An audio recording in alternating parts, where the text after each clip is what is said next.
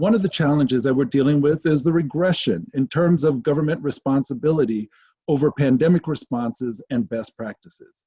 State and local governments were charged with handling this, but the burden was too much to bear, and these governments realized that a hodgepodge approach was not effective in the late 1800s to the early 1900s.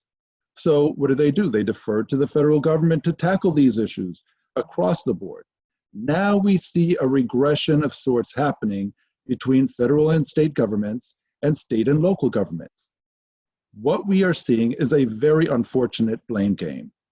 Equally concerning, however, is the regression of health equity-focused policies at the federal level, which will likely intensify the disparities experienced by people of color, lower socioeconomic status individuals, people with disabilities, LGBTQ individuals, and immigrants, among others.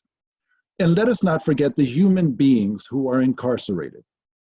We know, and this is my third challenge, we know that the underlying factors, such as asthma, heart disease, hypertension, lung disease, cancer, HIV/AIDS, diabetes, and obesity, strike disproportionately within communities of color.